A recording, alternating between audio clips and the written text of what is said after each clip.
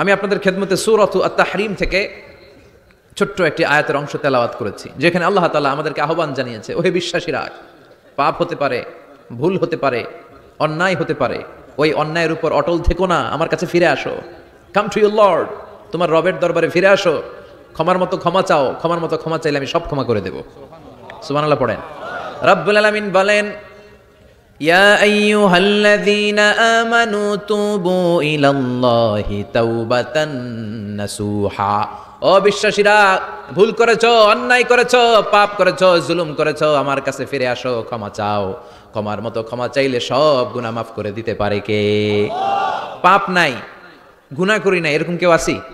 কথা বলেন। কত পাপ করছি, কোনো হিসাব আছে? পৃথিবীর কেউ না জানলেও জানে কে? পৃথিবী না জানুক আমি তো জানি, আমি কি পাপ করেছি হায়।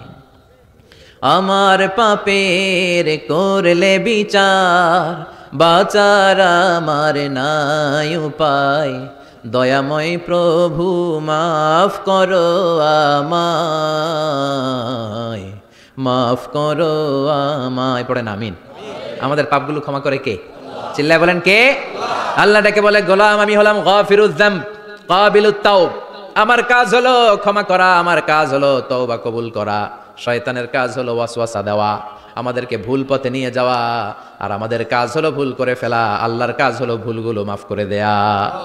আল্লাহ ডেকে বলে, গোলাম তোরা যদি ভুল না করতি, তোরা যদি পাপ না করতি, তোরা যদি অন্যায় না করতি, তোদেরকে ধ্বংস করে দিয়ে এমন একটা জাতি আমি এই দুনিয়ার বুকে তৈরি করতাম, যারা সকালবেলা ভুল করে দুপুরে মাফ চাইতো, দুপুরে ভুল করে রাত্রে মাফ চাইতো, আজকে ভুল করে আগামীকাল মাফ চাইতো, আর আমি আল্লাহ গুনাহগুলো তাদের সব ক্ষমা করে দিতাম।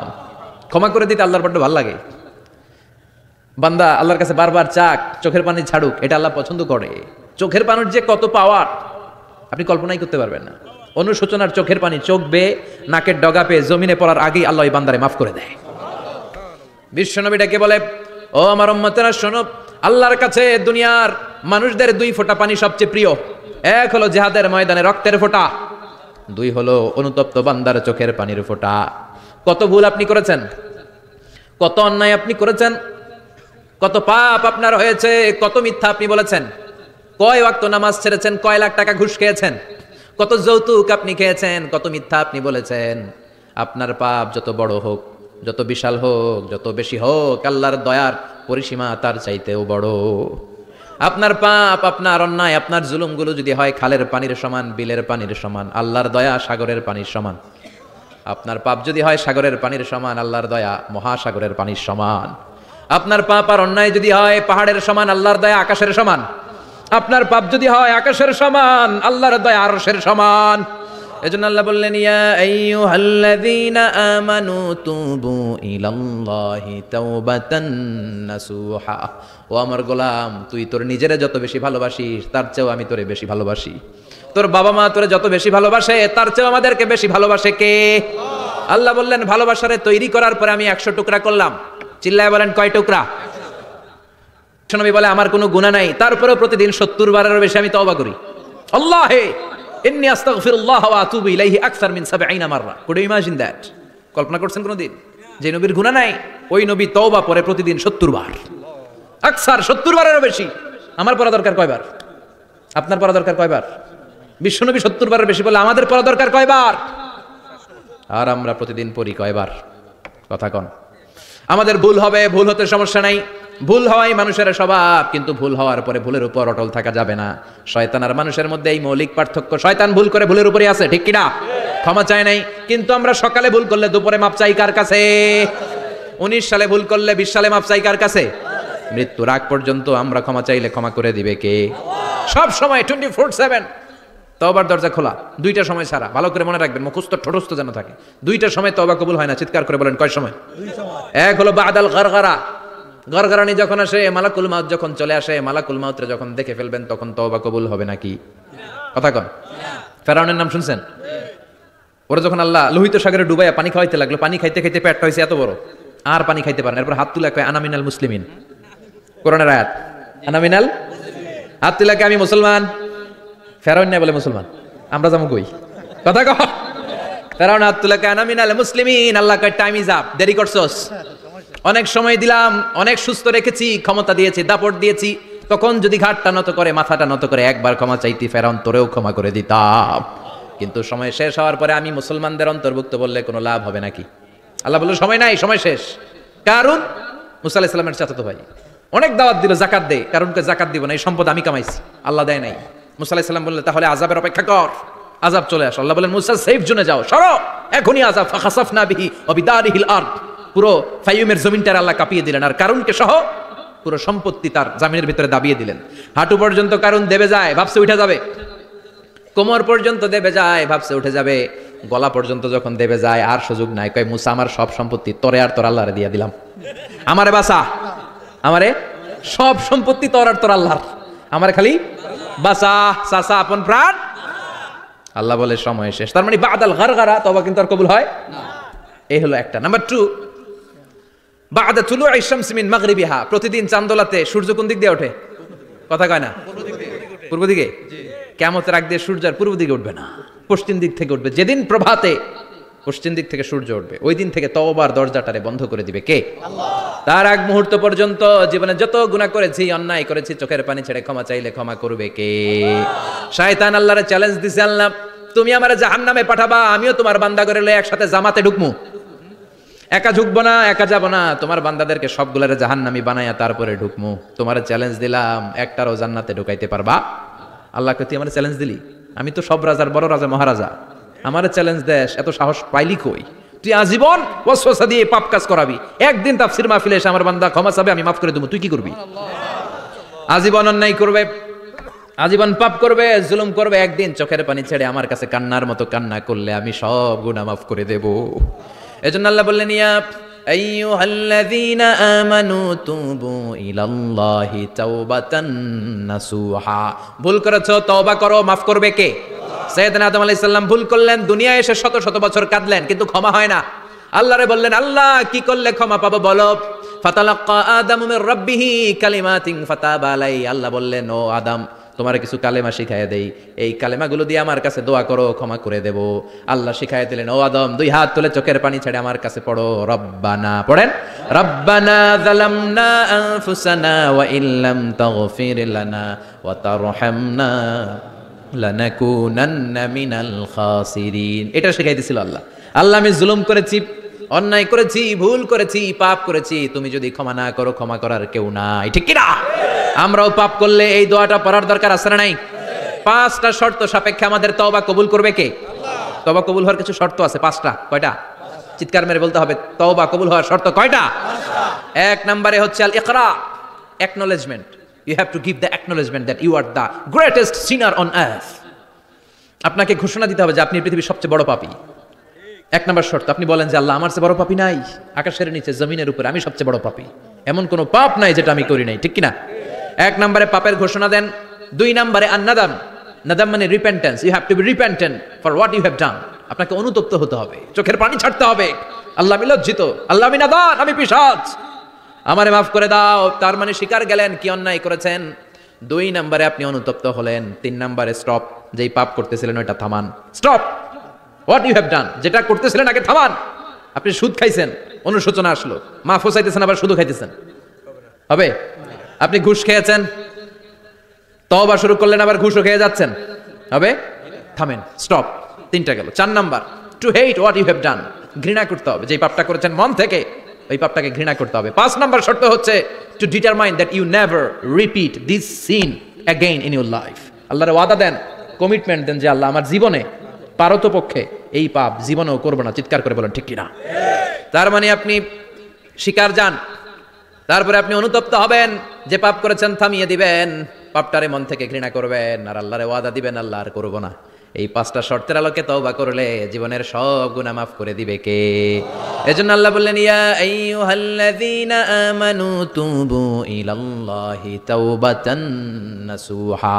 তওবার মতো তওবা করো, সব গুনাহ মাফ করতে পারে কে? তওবা করবেন তো? রাজি আছেন?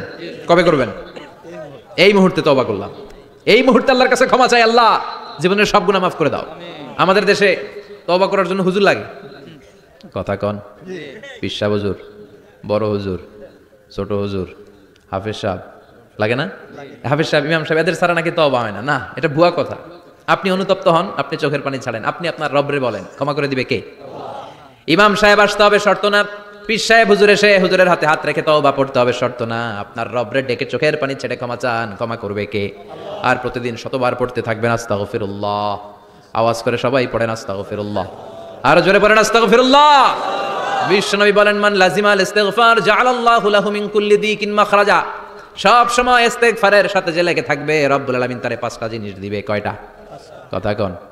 আরো জোরে সবাই বলেন কয়টা? নাম্বার 1, জাআলাল্লাহু লাহু মিন কুল্লি দিকিন মাখরাজা। বিপদে পড়লে বিপদ থেকে উদ্ধার করবে কে? আমাদের তো কোনো বিপদ নাই না? আছে। কত বিপদ, হ্যাঁ? রাস্তাঘাটে দুর্ঘটনা হতে পারে, যে কোনো সময় ভূমিকম্পে পড়তে পারি, বজ্রপাত পড়তে পারে না? ঠেড়া পয়রা মানুষ নাই, আছে না নাই? এই বিপদ আপদ থেকে আপনারা রক্ষা করবে কে? যদি আপনি ইস্তেগফারের সাথে আঠার মতো লেগে থাকেন। কিসের সাথে? কথা বলেন।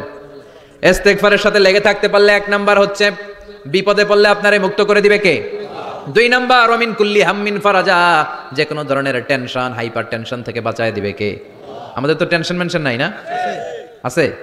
লাইফ নিয়ে টেনশন, বাঁচার টেনশন, মরার টেনশন, ক্যারিয়ারের টেনশন, রাস্তাঘাটে যানজট এটার টেনশন, পুলিশের দৌড়ানি, র্যাবের দৌড়ানি, বাড়ির ভাড়া, গ্যাস বিল, বিদ্যুৎ বিল, ছেলে মেয়েদের লেখাপড়া, কত টেনশন। এই সব টেনশন থেকে আপনারে মুক্ত করে দিবে কে? 3 নম্বরে ওয়ারযুকহু মিন হাইসু লা ইয়াহতাসিব, এমন জায়গা থেকে আল্লাহ আপনার রিজিকের ব্যবস্থা করবে আপনি কল্পনাই করতে পারবেন না। সুবহানাল্লাহ পড়েন। 4 নম্বরে সবসময় ইস্তিগফার যদি পড়া হয়, আল্লাহর কোনো আযাব ওই বান্দার উপরে আসে না। ওমা কানাল্লাহু মুআযযিবাহুম ওয়া হুম ইস্তাগফিরুন।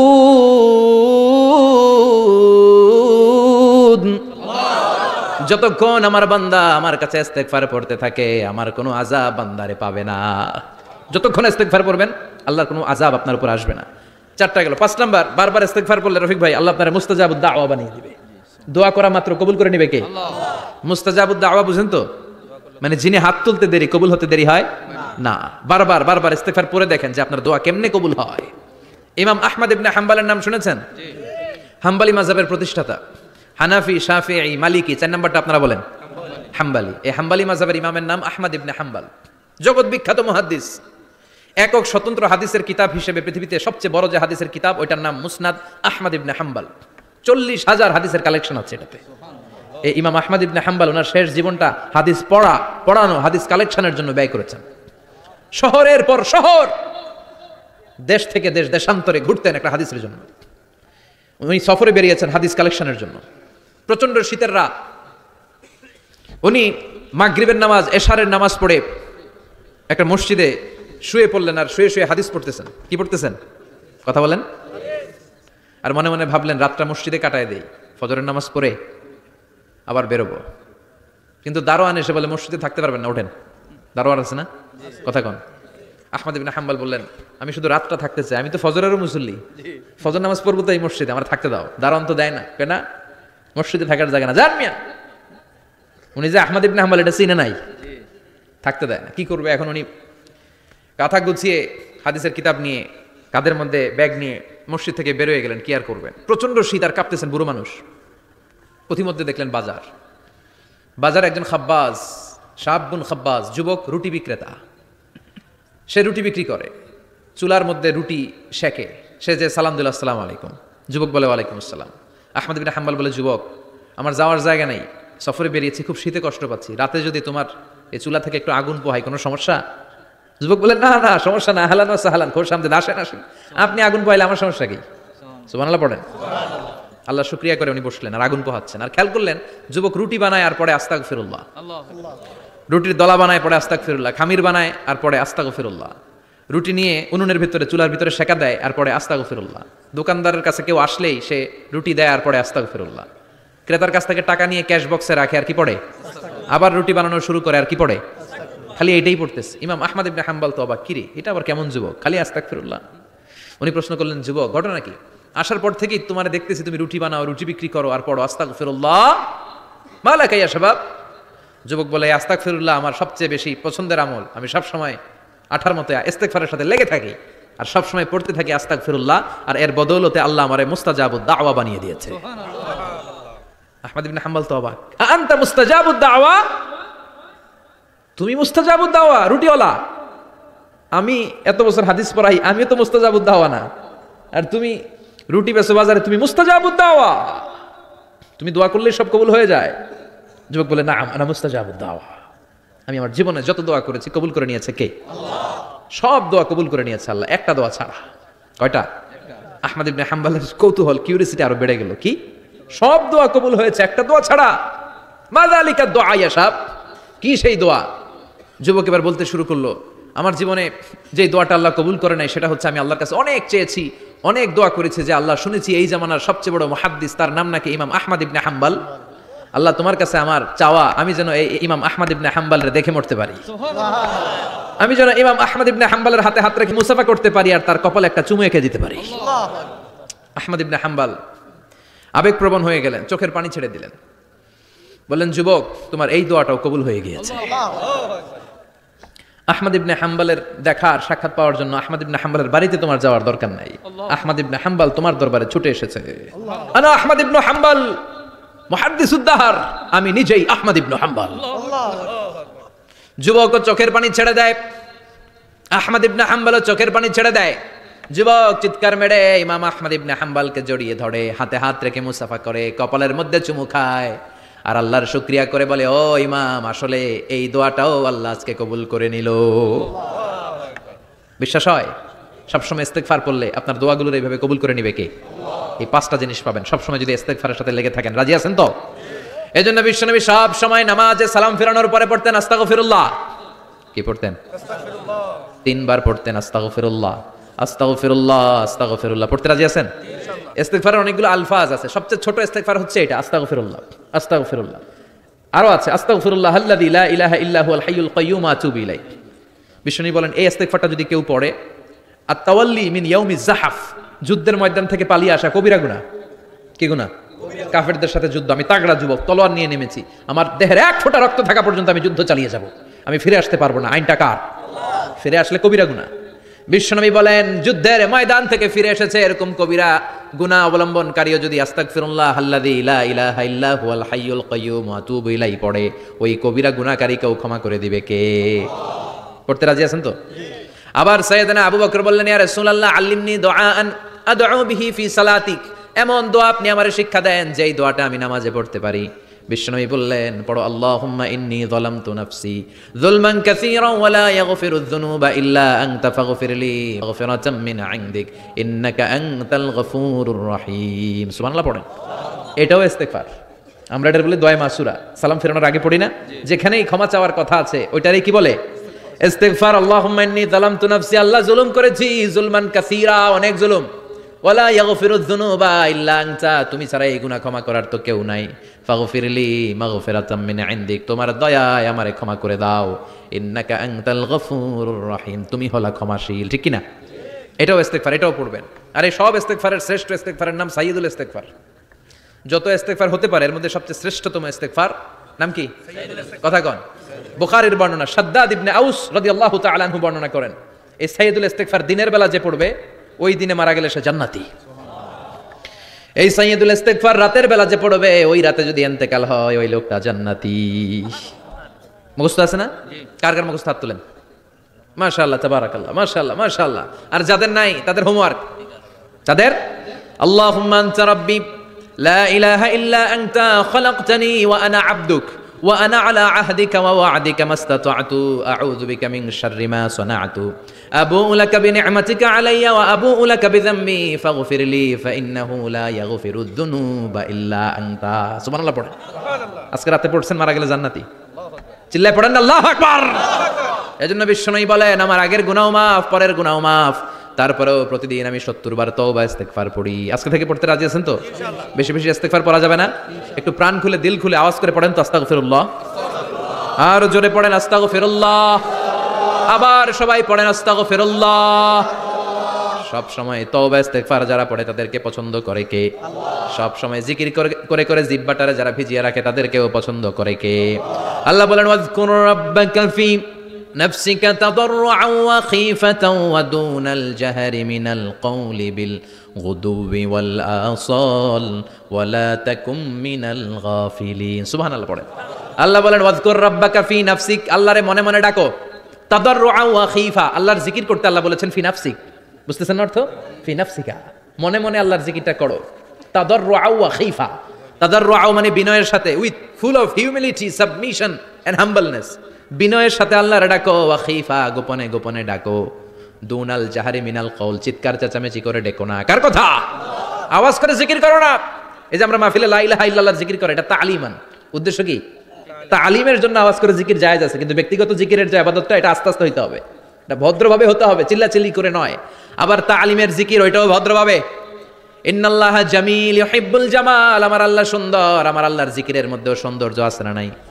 কিন্তু এদেশে জিকিরের ভেতরে লাফালাফি আছে না নাই? বেশি না কম? কি বসেন বসেন, হ্যাঁ বসে যান, তো অনেক ধরনের আছে জিকির। হ্যাঁ বসেন বসেন, বসে যান। হ্যাঁ হাইবার আলী, এটা কি আবার জালালি? তো এই যে ইন্নাল্লাহা জামিল ইউহিব্বুল জামাল, আমার আল্লাহ সুন্দর, আমার আল্লাহর জিকিরের মধ্যেও সৌন্দর্য আছে না নাই? তালিমের উদ্দেশ্যে সবাই মিলে জিকির করা যায়, কিন্তু চিল্লাফাল্লা করা যাবে না, লাফালাফি করা যাবে না, মাথা ডানে বায়ে ঝোলানো যাবে না, ঠিক না? কিন্তু লাফালাফির জিকির আছে না নাই?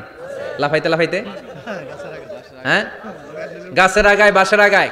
আবার যিনি জিকির পরিচালনা করে ওনার কান্দে যাই ওঠে, আছে না নাই? বিশ্বনবী সাহাবাদের নিয়ে জিকির করছেন, সাহাবারা লাফাতে লাফাতে খেজুর গাছের আগায়, হাদিসে আছে না এটা? বিশ্বনবী সাহাবাদেরকে নিয়ে জিকির করছেন, লাফাতে লাফাতে আবু বকর বিশ্বনবীর কান্দের উপরে, আছে হাদিসে আছে? এটা জিকির নয়। কি সুন্দর দেখেন, ইসলাম বোঝা কত সহজ। ওয়াজকুর রাব্বাকা ফি নাফসিকা তাদাররুআ ওয়া খীফা, গোপনে জিকির করো, ভদ্রতার সাথে বিনয়ের সাথে জিকির করো। ওয়ালা তাকুম মিনাল গাফিলিন দুনাল জাহারি মিনাল কওল, চিৎকার চেঁচামেচি করে জিকির করো না। যারা চিকফাল দিয়ে হই হই হই হই করে, আছে না? হই হই হই হই হই হইয়ের ভিতরে আল্লাহর নাম আছে?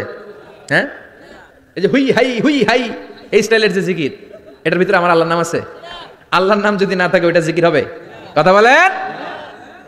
বিষ্ণু বললেন খবরদার, চিৎকার চেঁচামেচি করে লাফালাফি করে যারা জিকির করে, এরা মনে করে আল্লাহ কানে শোনে না। কথা বলেন। আপনি গোপনেও আল্লাহর ডাকলে আপনার ডাকে সাড়া দিবে কে? এজন্য রাব্বুল আলামিন বলেন ফাযকুরুনি আযকুরকুম ওয়াশকুরুলি ওয়ালা তাকফুরুন, বান্দা আমার জিকির তোমরা করো, আমিও তোমাদের জিকির করব, ঠিক কি না? আমরা যদি আল্লাহর জিকির করি, আমাদের জিকির করে কে? সুবহানাল্লাহ কইবেন না? আমরা আল্লাহর জিকির করে, আল্লাহ নাকি আমাদের জিকির করে, জানো তো না কথা এটা? আবার হাদিসে কুদসিতে আল্লাহ বলেন ফাইন যাকারানি ফি নাফসি যাকারতুহু ফি নাফসি, আমার বান্দা যদি একা একা আমার জিকির করে, আমি আমার বান্দারে একা একা স্মরণ করি। ওয়া ইন যাকারানি ফি মালাইন যাকারতুহু ফি মালাইন খায়রিম মিনহু, এরকম মহা সম্মেলন করে যদি কেউ আমি আল্লাহর জিকির করে, আমি এর চেয়েও বড় মহা সম্মেলন ফেরেশতাদেরকে নিয়ে করে আমার বান্দারে স্মরণ করি। ওয়া ইন তাকাররাবা ইলাইয়া শিবরান তাকাররাবতু ইলাইহি যিরাআন, আমার বান্দা যদি আমার দিকে এক বিঘত আসতে চায়, আমি আমার বান্দার দিকে এক হাত এগিয়ে যাই। আমার বান্দা যদি আমার দিকে এক হাত আসতে চায়, আমি আমার বান্দার দিকে দুই হাত যাই। ওয়া ইন আতানি ইয়ামশি আতাইতুহু হারওয়ালা, আমার বান্দা যদি আমার দিকে হেঁটে হেঁটে আসতে চায়, আমি আমার বান্দার দিকে দৌড়ে দৌড়ে যাই। সুবহানাল্লাহ পড়েন। এজন্য বিশ্বনবী বলেন লা ইয়াজালু লিসানুকা রাতবাম মিন যিকরিল্লাহ, আল্লাহর জিকির দিয়ে জিহ্বাটারে ভিজিয়ে রাখবা। কার কথা? চিল্লায় বলেন কার কথা? সবসময় আল্লাহর জিকির করতে রাজি আছেন তো? সবচেয়ে শ্রেষ্ঠ জিকির বিশ্বনবী বললেন আফদালু যিকরি লা ইলাহা লা ইলাহা লা ইলাহা ইল্লাল্লাহু মুহাম্মাদুর রাসূলুল্লাহ সাল্লাল্লাহু, সবচাইতে শ্রেষ্ঠ জিকির লা ইলাহা। এর চেয়ে শ্রেষ্ঠ জিকির আছে? কথা বলেন। বিশ্বনবী বললেন মান ক্বালা লা ইলাহা ইল্লাল্লাহ সিদকান মিন কলবিহি, একনিষ্ঠতার সাথে অন্তর থেকে কেউ যদি জীবনে একবার বলে লা ইলাহা ইল্লাল্লাহ দাখালাল জান্নাহ, তার যদি পাপ থাকে, অন্যায় থাকে, ওই পাপ আর অন্যায়ের শাস্তিগুলার পরে কোনো না কোনো দিন আমার ওই বান্দা জান্নাতে ঢুকবে। একবার যদি খালিসান মিন কলবিহি সে পড়ে লা ইলাহা ইল্লাল্লাহ, তার জন্য জান্নাতকে অবধারিত করে দিয়েছে কে? আবার এটার নাম আল্লাহ দিয়েছে কালিমায়ে। কথা বলেন। দরাবাল্লাহু মাসালান কালিমাতান তাইয়িবাতান কাশাজারাতিন তাইয়িবাতিন আসলুহা সাবিতুন ওয়া ফারউহা ফিস সামা। সুবহানাল্লাহ। পবিত্র বাণী এটা কালিমায়ে তাইয়িবা। আবু সাঈদ আল খুদরি থেকে বর্ণিত, মুস্তাদরেকে হাকিম আর সহিহ ইবনে হিব্বানে এসেছে। বিশ্বনবী বলেন মুসা আলাইহিস সালাম আল্লাহর একবার প্রশ্ন করলেন, ইয়া রাব আল্লিমনি দুআআন আদউ বিহি, আপনি আমার এমন একটা জিকির শিক্ষা দেন যে এই জিকির দিয়ে আমি শুধু আপনার জিকির করব, কেউ এই জিকির করতে পারবে না। এই জিকির জানবো শুধু আমি, আর জানবেন কথা কোন? প্রশ্ন করছে কে? হ্যাঁ, কাকে করেছে? আল্লাহ এমন একটা জিকির শিখান যেই জিকির কেউ জানে না, আমি জানবো, আর ওই জিকির দিয়ে প্রাণ ভরে আপনারে ডাকবো। আল্লাহ বললেন, মুসা পড়ো লা ইলাহা ইল্লাল্লাহু মুহাম্মাদুর রাসূলুল্লাহ। মুসা আলাইহিস সালাম বললেন, আল্লাহ চাইলাম কি, কইলেন কি?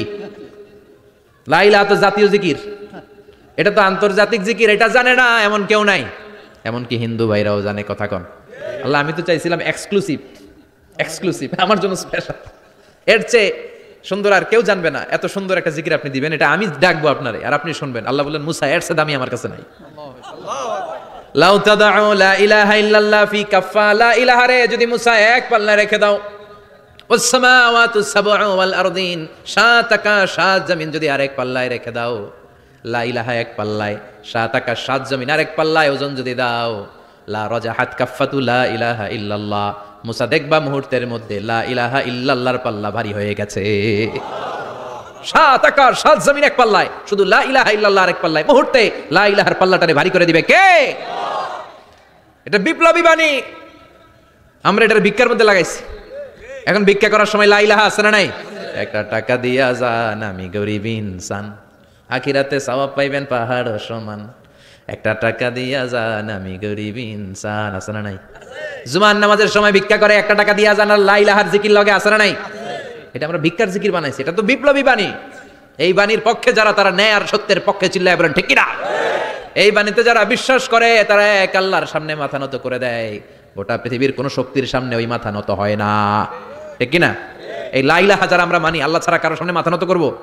কোন শক্তি আমাদের মাথা নত করাতে পারে? এটা বিপ্লবী বাণী, এটা সংগ্রামী বাণী। এই বাণী এমন বিপ্লব তৈরি করে, গোটা বিশ্ব পাল্টে দেয়। এই লা ইলাহার ব্যাখ্যা করেছেন সাইয়্যিদ কুতুব শাহীদ তার তাফসিরে, নাম শুনছেন? কি নাম তাফসিরের? ফি জিলালিল কোরআন। ফি জিলালিল কোরআন লিখে উনি মিশর কাঁপিয়ে দিলেন। তিনি গোটা বিশ্বের জাহালাতকে তার তাফসিরের লেখনির মধ্য দিয়ে তুলে এনেছেন।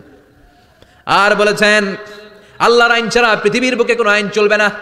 তার তাফসির পরে মিশরের সব যুবকরা রাস্তায় নেমে এলো। আন্দোলনের চোটে পুরো মিশরে উত্তাল গণ আন্দোলন। ইনিল হুকমু ইল্লা লিল্লাহ, আল্লাহর জমিনে আল্লাহর আইন ছাড়া কিছু চলবে না। পুরো মিশর টালমাটাল, সরকার টালমাটাল। সরকার প্রধান ছিল জামাল আব্দুল নাসের, কয়টারে জেলে ভর। কথা কন, হকের কথা বললেই জেলখানা আছে না নাই? সাইয়্যিদ কুতুব শাহীদের জেলখানায় ভরা হলো। ওনারে জেলখানায় ভরার পরে আন্দোলন আরো 3 গুণ বেড়ে গেল। কায়রোর রাস্তায়, মিশরের রাস্তায় রাস্তায় ইসলাম প্রেমিক, কোরআন প্রেমিক যুবকদের আন্দোলন। পুরো আন্দোলনে মিশর কেঁপে উঠল।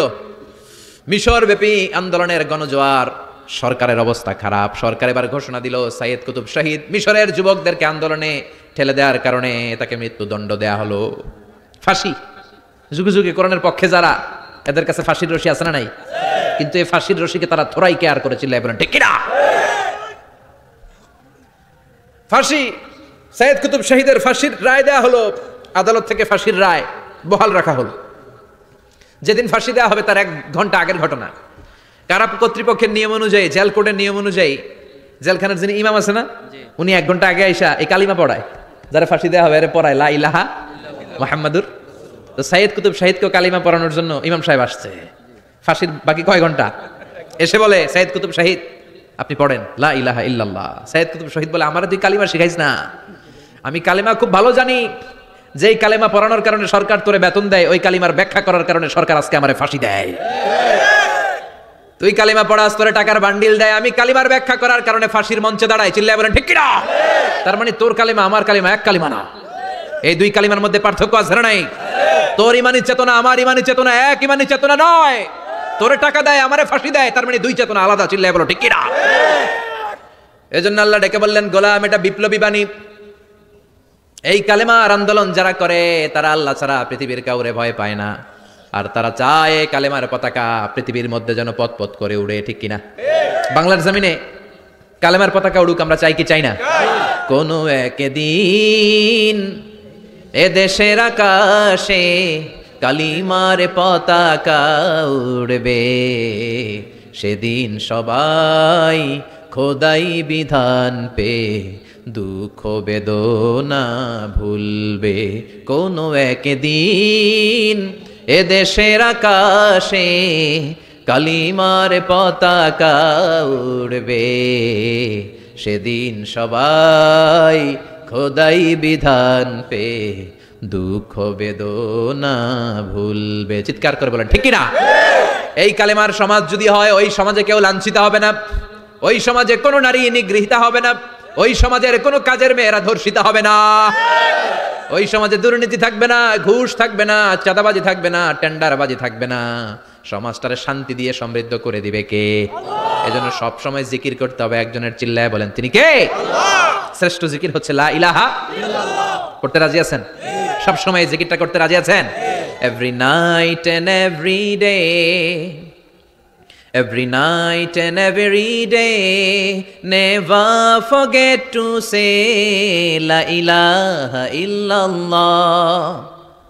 Never forget to say La ilaha illallah. পড়েন, every night and every day, every night and every day, never forget to say La ilaha illallah. Never forget to say La ilaha illallah. Never forget to say La ilaha illallah.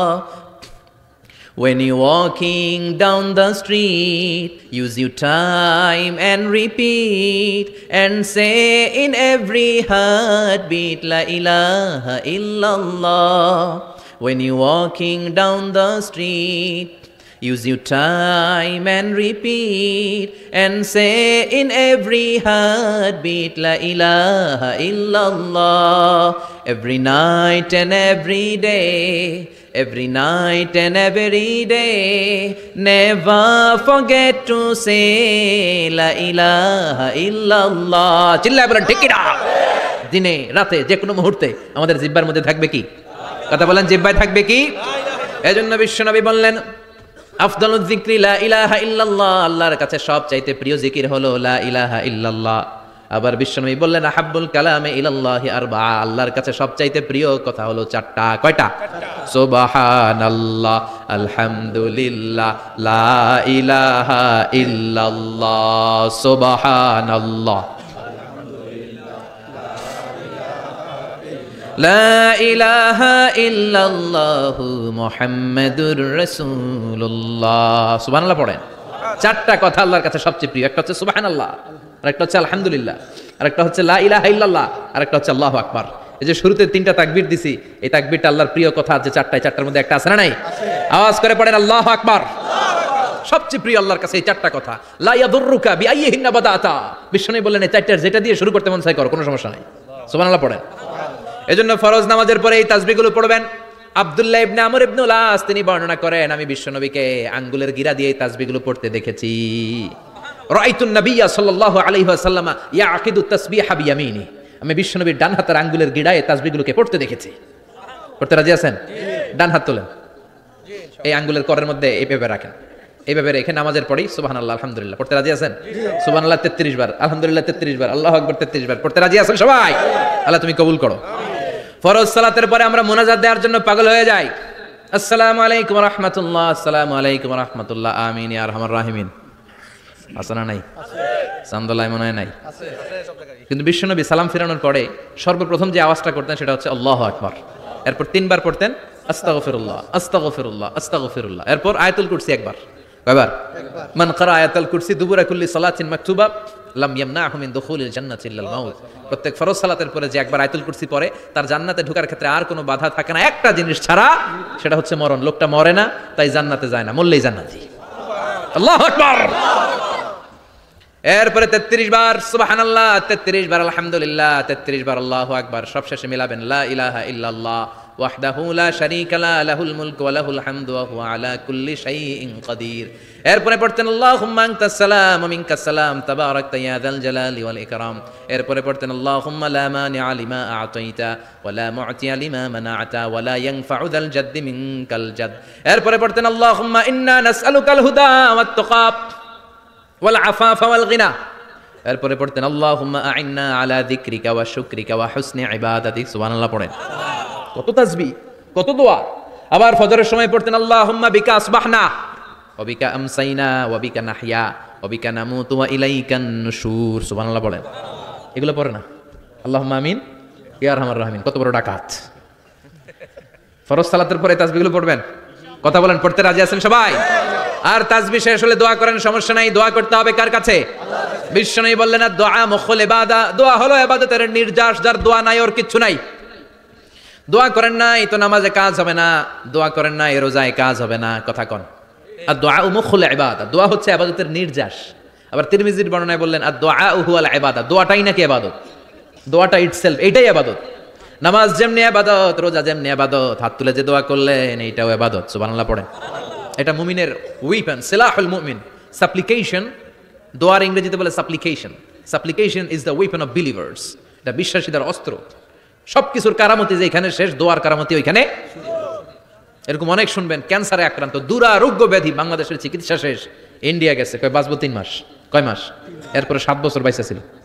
কেমনে বাঁচলো? কেমনে? দোয়া। দোয়ার পাওয়ার আছে না নাই? তবে দোয়াটা দোয়ার মতো হতে হবে। সিনসিয়ার দোয়া ইজ লাইক এ মিসাইল। একনিষ্ঠ দোয়া এটা মিসাইলের মতো। মিসাইল হামলা করলে ইঞ্চি ইঞ্চি যেখানে মিসাইল বোমাটা পড়ার কথা ঠিক ওখানে পড়বে। ড্রোন হামলা করলে ঠিক ওখানে, ব্যালিস্টিক ক্ষেপণাস্ত্র নিক্ষেপ করলে লক্ষ্য বস্তু যেমনি ভিত করে, এমনি দোয়ার মতো দোয়া করলে মুহূর্তেই দোয়া কবুল হয়ে যায়। আমরা দোয়ার মতো দোয়া করতে জানি না, কেমন করে দোয়া করতে হয় আমাদের জানা নাই, এজন্য দোয়াও কবুল হয় না। চিল্লায় কোন ঠিক কিনা? কিন্তু আল্লাহ ওয়াদা দিয়েছেন উজিবু দাওয়াতাদ দাঈ ইযা, আমার বান্দা দোয়া করলে আমি দোয়া কবুল করি। আমার বান্দা চাওয়া মাত্রই আমি কবুল করে নেই, সুবহানাল্লাহ পড়েন। যত দোয়া আপনি করেছেন সব কবুল, সব, অল অফ ইউর দোয়াজ আর অ্যাকসেপ্টেড, সব কবুল হয়েছে আল্লাহর কসম। অনেকে বলবে হুজুর এটা আবার কি কইলেন, এতক্ষণ তো ভালোই কইতেছিলেন, সব দোয়া আবার কবুল হয় কেমনে? আমি তো জীবনে কত কিছু চাইলাম, কত কিছুই তো পাই নাই। আছেন এরকম অনেকে? অনেক পেরেশান, আফসোস করে হুজুর চাইলাম আল্লাহ দিল না। 4টা মাইয়া, এবার কাবা ধরে চাই আইছি পোলার কথা, এটাও হয়েছে মাইয়া, আছে না নাই? 5টা ছেলে হয়েছে, মেয়ের জন্য বুকটা হাহাকার। হজে যে আরাফাতের ময়দানে চেয়ে আসলাম, এইবারও হয়েছে আর একটা পোলা, আছে না নাই? কত কিছু চাইলাম, পাইলাম না, হুজুর দিল না আল্লাহ, বলে না? আপনার সব দোয়া কবুল, তবে কবুল হওয়ার 3টা সিস্টেম আছে। কয়টা? চান্দোলার ভাইয়েরা মনে থাকবে? কয়টা? আপনি যত দোয়া করছেন সব কবুল, কারণ আল্লাহর কাছে কিছু চাইলে আল্লাহ ফিরায় দিতে জানে না। আল্লাহ জানেই না কেমনে ফিরায় দিতে হয়। সুবহানাল্লাহ কোন? চাওয়া মাত্রই আল্লাহ বলে অ্যাকসেপ্টেড, যা কবুল, দিব, দিব না এটা বলতে জানে না। চাওয়া মাত্রই বলে দিব। 3 সিস্টেম। নাম্বার 1, আপনি আল্লাহর কাছে দোয়া করলেন, চাইলেন, আল্লাহ বলে দিব, বলেই তিনি দিয়ে দেন আর আপনি খুশি হয়ে যান, পেয়ে গেলেন। নাম্বার 2, আপনি আল্লাহর কাছে দোয়া করলেন, চাইলেন, তখনও আল্লাহ বলে দিব, তবে এখন না, সবুর, একটু পরে দিব। কখন দিলে আমার জন্য ভালো, আমার চেয়েও ভালো জানে কে? আল্লাহ, পরে দিবে। নাম্বার 3, চাইলেন, দোয়া করলেন, আল্লাহ তখনও বলে দেব, তবে এখনো না, পরেও না, কিয়ামতের দিন যেদিন বিপদে পড়বে ওই দিন দেব। যেদিন তোর বাবা তোরে চিনবে না, তোর মা তোরে চিনবে না, বন্ধু বন্ধুরে চিনবে না, পীর সাহেব মুরিদরে চিনবে না, মুরিদ পীর সাহেবরে চিনবে না, ইমাম সাহেব মুসল্লিরে চিনবে না, মুসল্লি ইমাম সাহেবরে চিনবে না, কেউ কাউরে চিনবে না, ওই কঠিন দিনে তোরে আমি বাঁচাইয়া দেব। তাইলে দোয়া যা করছেন ছোটবেলা থেকে আজকে পর্যন্ত, লস হয়েছে না লাভ? লস না লাভ? এজন্য বেশি বেশি দোয়া করার দরকার আছে না নাই? জীবনে যদি কোনো নেক আমল থাকে, ওই নেক আমল দিয়ে যদি আল্লাহর কাছে দোয়া করেন, দোয়া কবুল করে নিবে কে? তবে নেক আমলটা হইতে হবে শুধুমাত্র আল্লাহর সন্তুষ্টির জন্য। প্রত্যেকের জীবনেই কিছু আমল আছে যেটা লোক দেখানো করে, আছে না নাই? আবার কিছু আমল আছে আল্লাহরে খুশি করার জন্য করে, আছে না নাই? কথা বুঝতে পেরেছেন? রাত্রিবেলা যাচ্ছেন, কেউ নাই, রাস্তায় হঠাৎ দেখলেন মসজিদ, পাশে লেখা বড় করে দান বাক্স, পকেট থেকে কচকচে 1000 টাকার নোটটা ওইখানে ঢেলে দিলেন দান বাক্সের ভিতর। কেউ দেখে নাই, দেখছে কে? আল্লাহ। এটা পৃথিবীর কাউরে দেখানোর জন্য দিছিলেন? এই দানটা আল্লাহর কাছে প্রিয়। গোপন দান আল্লাহর রাগকে কমিয়ে দেয়। সুবহানাল্লাহ বলেন। আল্লাকা সিররুন ইনদাল্লাহ বাইনাকা আনতা ওয়া বাইনাল্লাহ, আল্লাকা সাদাকাতুন তাখফা লা ইয়ালামুহা ইল্লাল্লাহ, আল্লাকা সিররুন ইনদাল্লাহ বাইনাকা আনতা ওয়া বাইনাল্লাহ, আল্লাকা সাদাকাতুন তাখফা লা ইয়ালামুহা ইল্লাল্লাহ। সুবহানাল্লাহ বলেন। আল্লাকা সিররুন ইনদাল্লাহ, তোমার আর তোমার রবের মাঝে এমন কোনো গোপন জিনিস আছে নাকি যেটা আল্লাহ ছাড়া কেউ জানে না? তোমার কোনোদিন কোনো গোপন দান আছে নাকি যেটা আল্লাহ ছাড়া কেউ দেখেনি? ওই দানটা আল্লাহর কাছে প্রিয়, চিল্লায় বলেন ঠিক কিনা? এরকম কোন গোপন আমল দিয়ে যদি আপনি আল্লাহর কাছে ওসিলা করে দোয়া করেন, আল্লাহ ওই কঠিন বিপদের দিনে এই আমলটা করছিলাম শুধু তোমারে দেখানোর জন্য, এর ওসিলায় বাঁচাও, বাঁচাবে কে? বুখারীতে একটা হাদিস আছে, সালাসাতুন ফিল গার, বনি ইসরাইলের 3 লোক সফরে বেরিয়েছে, মরুভূমির সফর, মাঝখানে তুফান, কই যাবে, কই বাঁচবে, দৌড়াদৌড়ি শুরু, দৌড়াতে দৌড়াতে এক পাহাড়ের গুহার ভেতরে আশ্রয় নিয়েছে। গুহা চিনেন তো? পাহাড়ের গুহা। আশ্রয় নেওয়ার সাথে সাথেই বৃষ্টির পানির ঝাপটায় পাহাড়ের উপর থেকে বিশাল এক পাথরখণ্ড এসে পাহাড়ের গুহার মুখটা বন্ধ করে দিয়েছে। বন্ধ, অন্ধকার। এরা পড়ছে বিপদে, হায় হায় বাঁচার জন্য ঢুকলাম, এখন দিই মরণ। ঢুকছিল কি জন্য? এখন মরণ। বিশাল পাথরের খণ্ড এসে গুহার রাস্তাটা বন্ধ করে দিয়েছে। 3 জন গায়ে যত শক্তি ছিল ধাক্কায়ও পাথর সরাইতে পারে না। হায় হায়, অক্সিজেন ভিতরে যা আছে আধা ঘন্টা শেষ হয়ে যাবে, বা কি করে বাঁচবো, বাঁচার উপায় নাই। চিল্লা ফাল্লা শুরু হয়ে গেল, কান্নাকাটি শুরু। একজন বলে, তোমাদের জীবনে কার কি ন্যাক আমল আছে, যেই ন্যাক আমলটা আল্লাহর ভয়ে করছিল ওইটার ওসিলা দিয়ে দোয়া করে দেখো কিছু হয় কিনা। সুবহানাল্লাহ কোন, এটাই উপায়। একজন হাঁটু গেড়ে চোখের পানি ছাড়া শুরু করছে, দোয়া শুরু করছে, আল্লাহ আল্লাহুম্মা কানাত লি আবাওয়ান শাইখান কাবীরা, আল্লাহ আমার বাবা মা ছিল বৃদ্ধ বৃদ্ধা, আমি পেশায় রাখাল, সারাদিন ছাগল চড়িয়ে রাত্রিবেলা দুধ আনতাম, সবার আগে আব্বা মারে দিতাম, এরপরে আমার ছেলে মেয়ে, এরপরে স্ত্রী। একদিন গভীর রাতে এসে দেখি আব্বা আম্মা ঘুমায়, দুধের বাটি নিয়ে আব্বা আম্মার মাথার সামনে দাঁড়িয়ে রইলাম। ছেলে মেয়েগুলো আব্বা এসে বলে, আব্বা দুধ দাও। আমি বললাম পরে, আগে আব্বা আম্মা খাবে তারপরে তোরা। ছেলে মেয়েগুলো কান্না জুড়ে দিল, আমি দেই নাই। ফজর পর্যন্ত দাঁড়িয়ে রইলাম। ফজরের আগ দিয়ে আব্বা আম্মা ঘুম থেকে উঠে দেখে তো আমার অবাক, কিরে বাবা দাঁড়িয়ে কেন? বললাম প্রতিদিন দুধ খেয়ে ঘুমাও, আজকে আগে আগে ঘুমিয়েছো, দুধ খাও নাই, তোমাদেরকে আগে দিব বলে দাঁড়িয়ে রইলাম। আল্লাহর ডেকে বলে, আল্লাহ ওই দিন সারা রাত দুধের বাটি নিয়ে মা বাবার শিওরে আমি দাঁড়িয়েছিলাম, ফজরের সময় আব্বা আম্মারে দুধ খাওয়ালাম, তারপরে ছেলে মেয়েদেরকে দিয়েছিলাম, তারপরে স্ত্রীর মুখে দিয়েছিলাম। ও মাবুদ, ওই দিনের এই কাজটা আমি দুনিয়ার কাউরে খুশি করার জন্য করি নাই, শুধুমাত্র তোমার খুশি ছাড়া। ওই রাতের ইবাদত যদি তোমার দরবারে ভালো লেগে থাকে, ফাফাররিজ আন্না মা নাহনু ফি, আজকের বিপদের দিনে কেউ বাঁচানোর নাই, তুমি আমাদের বাঁচাও। ফান ফাজারাত, মুহূর্তের মধ্যে 1/3 বিশাল পাথর খণ্ডটা 1/3 ডান দিকে সরে যায়, একপাশে সরে যায়। সামান্য আলো বাতাস ঢুকতে আরম্ভ করলো। এখন বাতাস ঢুকে এখন বেঁচে থাকতে পারবে এই নিশ্চয়তা হয়েছে। সুবহানাল্লাহ কোন। এবার সে বলল, ভাই তোর কি আমল আছে বল। দ্বিতীয় জন হাঁটু গেড়ে আবার চোখের পানি ছেড়ে আল্লাহর ডেকে বলে, মাবুদ আমার এক চাচাতো বোন ছিল, কানাত লি ইবনাতু আম জামিলা ওয়া কুনতু উহিব্বুহা কাআশাদ্দি মা ইউহিব্বুর রিজাল আন নিসা। আল্লাহ সুন্দরী, অনন্যা, অপ্সরী, প্রিয়ংবদা, অনুসুয়া, গুণবতী, রূপবতী আমার এক চাচাতো বোন ছিল, তার প্রেমে আমি ছিলাম পাগল পাড়া, কিন্তু সে তো আমার ডাকে সাড়া দেয় না। অনেক চেষ্টা করলাম তারে পাওয়ার জন্য। চাচাতো বোন আমারে বলে, 100 স্বর্ণ মুদ্রা যেদিন দিতে পারবা ওই দিন আমারে পাবা। এবার আমি স্বর্ণ মুদ্রা কালেকশনের কাজে লেগে গেলাম। বছরের পর বছর চেষ্টা করে 100 স্বর্ণ মুদ্রা যেদিন পেলাম ওই দিন চাচাতো বোনের কাছে গেলাম, যে তার হাতে স্বর্ণ মুদ্রা দিলাম, বললাম চলো এবার আমরা অপকর্ম করি। স্বর্ণ মুদ্রা পেয়ে সেও খুশি, আমিও খুশি। সে পাইছে স্বর্ণ, আমি পাইছি তারে। গোপন একটা রুমের ভেতরে ঢুকলাম, দুজনে জামা কাপড় খুলে ফেললাম, নেকেড হয়ে পাপ কাজ শুরু করব। ইন দা মিন টাইম আমার চাচাতো বোন আমারে বলে, ও আমার চাচাতো ভাই, আমারে তুই আমার সতীত্ব তুই নষ্ট করে দিস না, ইত্তাকিল্লাহ, আমার সম্ভ্রম তুই শেষ করে দিস না, ইত্তাকিল্লাহ, আল্লাহরে ভয় কর। আল্লাহ ওই মুহূর্তে ফিরে আসা কঠিন কঠিন, কিন্তু ইত্তাকিল্লাহ, আল্লাহরে ভয় করে। এই শব্দটা যখন শুনলাম আমার ভিতরটা কেঁপে উঠেছে। আমি মুহূর্তে তোমার ভয়ে জামা পড়ে ওই রুম থেকে চিৎকার মেরে বেরিয়ে গিয়েছে। আল্লাহ সেদিন আমি পাপ কাজ করি নাই, সেদিন আমি মনের খায়েশ মিটাই নাই, তোমার ভয়ে সেদিন আমি দৌড়ে পালিয়েছি।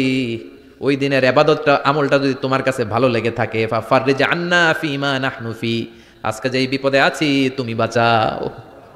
বলার সাথে সাথে 2/3 2/3 পাথরের খণ্ডটা আরো ডান দিকে সরে যায়। সুবহানাল্লাহ পড়েন। এবার আরো বড় ফাঁকা হয়েছে। এবার তারা বেরোতে চেষ্টা করলো, দেখে মাথা বের হয়, শরীর বের হয় না, হাত বের হয়, পিঠ বের হয় না, পা বের হয়, দেহ বের হয় না, আরো সরতে হবে। এবার বাকি আছে কয়জন? সে দোয়া করতে শুরু করলো, আল্লাহ ইস্তাজারতু জারাক, আমি ব্যবসায়ী ছিলাম, অনেক শ্রমিক ভাড়া করে একদিন একটা কাজ করালাম, সব শ্রমিকের টাকা দিয়ে দিলাম। এক শ্রমিক টাকা না নিয়ে ভাগলপুর কই যে গেছে নিজেও জানি না, ওর টাকা আমার কাছে রয়ে গেল। এই শ্রমিককে আর টাকাটা বুঝাই দিতে পারি নাই। এই টাকা দিয়ে আমি কয়েকটা ছাগল কিনলাম, এই ছাগলগুলো বাচ্চা দিল, ওগুলো বাচ্চা দিল, ওগুলো বাচ্চা দিল, দিতে দিতে বিশাল ছাগলের ডেইরি ফার্ম করে ফেললাম তার ওই টাকা দিয়ে। 1 যুগ 12 বছর পরে সে এসে বলে, আমার টাকা ফিরায় দাও। আমি বললাম, এই যে ছাগলের ডেইরি ফার্ম পুরোটাই তোমার। সে বলে, আতাস্তাজি মিন্নি, আমার সাথে ঠাট্টা করো? আমি পাই সামান্য কয়টা টাকা, এক যুগ আগে যেই টাকা পাইতাম ওইটা দিলেই চলবে। আমি বললাম, ও শ্রমিক, তোমার টাকা দিয়ে আমি ছাগল কিনে ব্যবসা করেছি, ছাগল বাচ্চা দিয়েছে, বাড়তে বাড়তে বাড়তে বাড়তে আজকের বিশাল এই ডেইরি ফার্ম। এই ডেইরি ফার্মের মালিক আমি নই, তুমি নিয়ে যাও। বলার সাথে সাথে শ্রমিক আনন্দে নাচতে নাচতে ডেইরি ফার্ম নিয়ে যায়। ও আল্লাহ, ওই দিন যদি সে যতটুকু টাকা পাওনা ছিল অতটুকু দিলেই সে খুশি হয়ে যেত। শুধু তোমার খুশির জন্য পুরো ডেইরি ফার্ম আমি তারে দিয়ে দিয়েছিলাম। আল্লাহু আকবার। আল্লাহ, আজকের এই বিপদের দিনে আমার সেদিনের আমলটা যদি তোমার কাছে ভালো লাগে তুমি বাঁচাও। বলতে দেরি, মুহূর্তের মধ্যে বিশাল প্রকাণ্ড পাথর খণ্ডটা অন্যদিকে দৌড়ে চলে যায়। পাহাড়ের গুহা ওপেন, পাথর খণ্ড নাই। আল্লাহর শুকরিয়া আর তাকবীর দিতে দিতে তিনজন বের হয়ে যায়। সুবহানাল্লাহ পড়েন। সহিহ বুখারীর বর্ণনা, সহিহ হাদিস। নিজের এমন কোন নেক আমল যদি থাকে যে আমলটা শুধু আল্লাহর জন্য করেছিলাম, ওই নেক আমলের ওসিলা দিয়ে দোয়া করলে দোয়া কবুল করবে কে? করতে রাজি আছেন তো? প্রতিদিন শতবার তাওবা ইস্তেগফার পড়তে রাজি আছেন? আল্লাহর জিকির করতে রাজি আছেন তো? আর বেশি বেশি দোয়া করতে রাজি আছেন? সবাই সবার জন্য দোয়া করবো, রাজি আছেন তো? আল্লাহ আমাদের সবাইকে কথাগুলো বুঝার ও আমল করার তৌফিক দান করুক। আমরা পড়ি আমিন। আরো জোরে পড়েন আমিন। যতগুলো কথা বললাম কোরআন সুন্নাহর আলোকে বলেছি, বানিয়ে কিছু বলি নাই। তারপরে আমার মনের অজান্তে কোনো মিস ইনফরমেশন যদি আমার মুখ ফসকে বেরিয়ে যায়, সেগুলো যেন আল্লাহ তাআলা আমাদের স্মৃতিপট থেকে মুছে দিয়ে আমরা সবাই পড়ি আমিন। আর সত্য, সুন্দর, কল্যাণকর, হকের পক্ষে যা বললাম